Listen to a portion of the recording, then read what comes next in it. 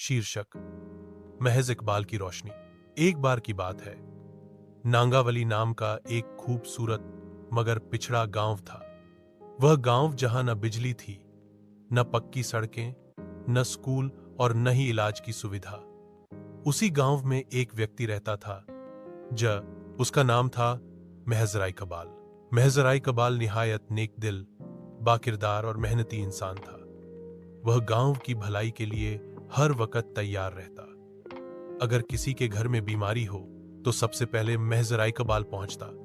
अगर कहीं कोई रास वह टूट गया तो वह बेलचा और कुदाल लेकर खुद मरम्मत में लग जाता। लेकिन जो बात सबसे ज्यादा खास थी वह यह कि महजर इकबाल सिर्फ दूसरों के भले के लिए जीता था।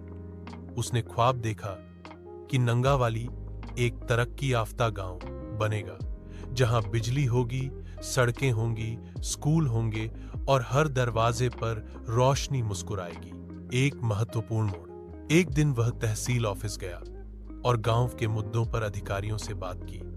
वे सब कागजात, आवेदन और हस्ताक्षर खुद लेकर गया। लोग हैरान थे कि एक सादा किसान इतना बड़ा काम कैसे कर सकता है। मगर महजर इकबाल ने कहा, जो गांव की मिट्टी से पैदा हुआ हो, उसी मिट्टी में बेहतरी लाना उसकी असल इबादत है। महीनों की मेहनत, लगातार यात्रा और लोगों को साथ लेकर चलने के बाद एक दिन नांगावली के आसमान पर पहली बार बिजली का बल्ब चमका।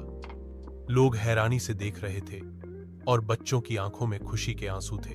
जल्द ही पक्की सड़क बन गई, एक प्राइमरी स्कूल की नींव रखी गई और गांव का पहला छोटा क्लिनिक भी स्थापित किया गया। परिणाम, महजर इकबाल ने गांव को एक नई पहचान दी।